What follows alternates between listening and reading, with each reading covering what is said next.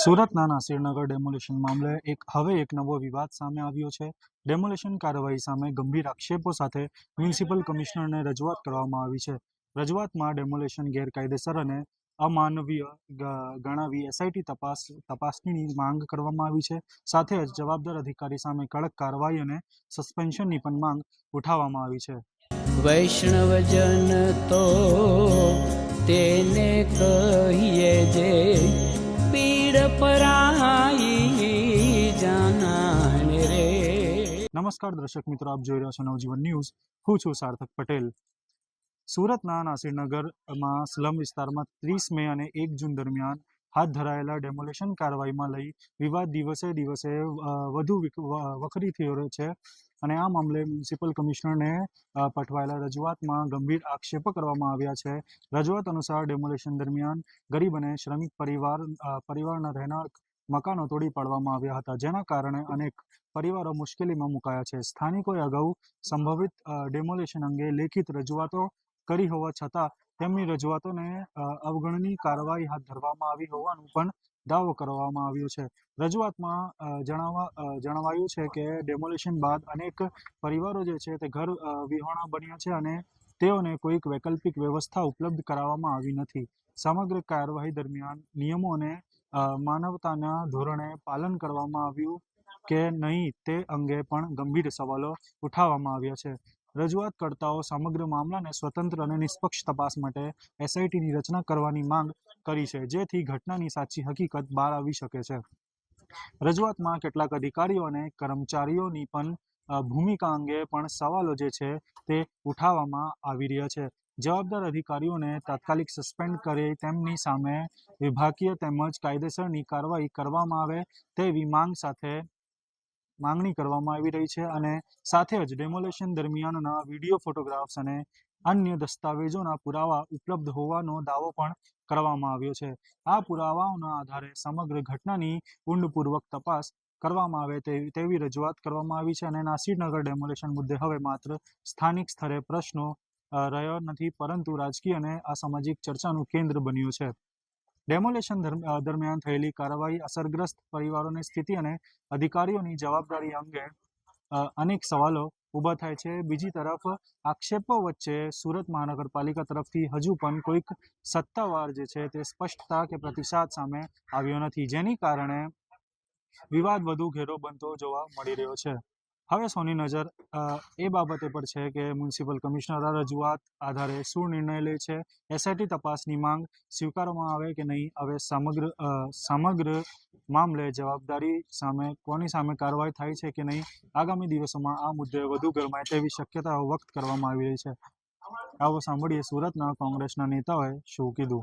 असलम साइकिलवाला पूर्व कॉर्पोरेटर છું સુરત કોંગ્રેસમાંથી। જે અસલમભાઈ, જે રીતે ભૂતિયા ડિમોલેશન થયું હતું એની અંદર જે પુરાવા સામે આવ્યા છે, શું આજે નાસિરનગર ડિમોલેશનને 10 દિવસ થઈ ગયા છે અને તંત્ર સંપૂર્ણપણે ધૃતરાષ્ટ્રની ભૂમિકામાં છે। આ શબ્દ એટલા માટે ઉપયોગ કરવો પડે છે કે ડિમોલેશન તો એના માટે કોઈ પાકિસ્તાનથી આતંકવાદી આવ્યા નથી કે નથી ચંબલથી કોઈ ડાકુ આવ્યા છે।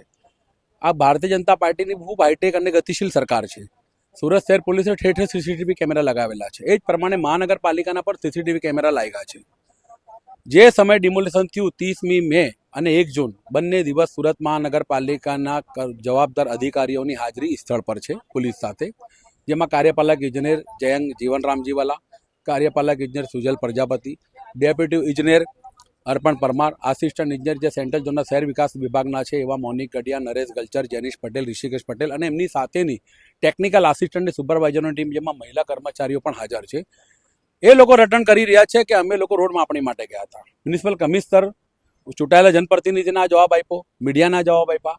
જયંગ જીવન રામજીવાલા તો કીધું કે હું સ્થળ પર ગયો જ નથી। આજે મારે ના છૂટકે એવા 50 વિડીયો મ્યુનિસિપલ કમિશનરને ઈમેલ કરવા પડ્યા કે જેમાં સ્પષ્ટપણે બતાવે છે કે જયંગ જીવન રામજીવાલા હોય, સુજલ પ્રજાપતિ હોય, અર્પણ પરમાર હોય કે આસિસ્ટન્ટ ઇજનેરો હોય, રોડ માપણી નહીં પરંતુ ગરીબોના ઘરોને ટાર્ગેટ કરતા હતા અને બુલડોઝર ફેરવતા હતા। એમના માર્ગદર્શન હેઠળ સંપૂર્ણપણે ડિમોલિશન થયું છે।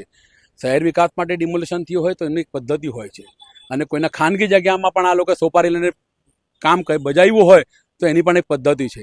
આ લોકો કોઈ કાયદાની પદ્ધતિને અનુસર્યા નથી।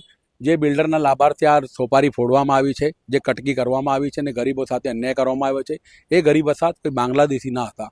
આ દેશના નાગરિક હતા જે છેલ્લા 55 થી 60 વર્ષ પર સ્થળ પર રહેતા હતા, વસવાટ કરતા હતા. ગરીબ શ્રમિક મજદૂર વર્ગના લોકો હતા ને એમને એક જ ઝાટકે બિલ્ડરના લાભાર્થે જે અન્યાય અને અત્યાચાર કરીને હિટલરશાહી પદ્ધતિથી આ માફિયાગીરી કરીને જે સોપારી ફોડવામાં આવી છે એનો અમે સખત વિરોધ કરીએ છીએ. મ્યુનિસિપલ કમિશનરને આજે અમારી એક જ રજૂઆત છે કે આવા ભ્રષ્ટ અધિકારીઓને તમે તાત્કાલિક સસ્પેન્ડ કરો. તમને પણ ગેરમાર્ગે દોરી રહ્યા છે. મ્યુનિસિપલ કમિશનર જો એક્શન નહીં લે તો એવું હશે કે મ્યુનિસિપલ કમિશનર પણ આમાં આર્થિક દબાણમાં કે રાજકીય દબાણમાં હશે. કારણ કે આ બિલ્ડરના પાછળ કોઈ રાજકીય મોટું માથું હોવું જોઈએ, તો જ આ તંત્ર એનો હાથો બનીને આ કામ કર્યું છે અને ગરીબો સાથે અન્યાય કર્યું છે. કોંગ્રેસ પાર્ટી સતત 10 દિવસથી એના માટે લડત ચલાવી રહી છે. ગાંધી ચિંધ્યા માર્ગે અમારું આંદોલન ચાલુ છે. અમે આ તબક્કે જાહેરમાં ચેતવણી આપી છે કે અધિકારીઓને સસ્પેન્ડ નહીં કરશે, મહાનગરપાલિકાના ભ્રષ્ટ અધિકારીઓને, તો આવનારા દિવસોમાં ગમે ત્યારે કોંગ્રેસ ગાંધી ચિંધ્યા માર્ગે આંદોલન કરશે અને મોઢા કાળા કરતા પણ પીછટ નહીં કરશે. આ સુરત શહેર ડેપ્યુટી સીએમનું હોમ ટાઉન છે અને હોમ મિનિસ્ટર છે તેઓ, અને તેઓના રાજમાં તેઓની નજર હેઠળ આજે સુરતની અંદર બધું ભૂતિયા, નકલી પોલીસ, નકલી કોર્પોરેશનના અધિકારી, નકલી મશીનરીઓ આવી જાય છે, નકલી માહોલ બની જાય છે, ડિમોલિશન થઈ જાય છે.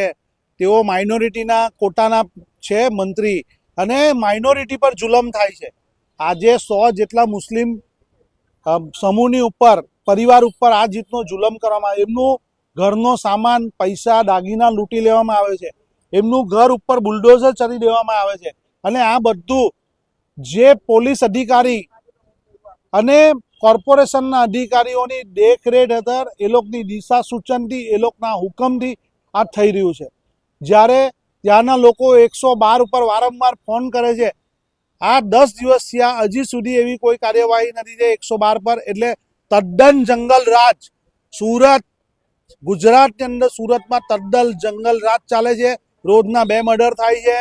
લોકો, મહિલાઓને સુરક્ષિત નથી.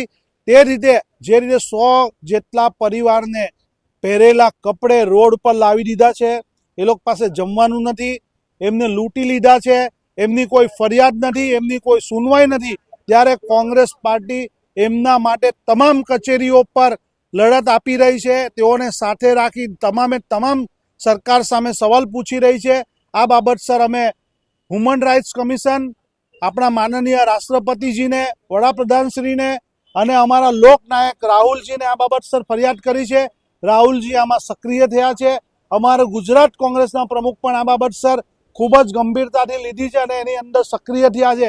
આ પરિવાર જે નિરાધાર થઈ ગયો છે તેને કોંગ્રેસ પાર્ટી સાથ આપી અને એમને ન્યાય આપશે. કેવા પ્રકારના પુરાવા સામે?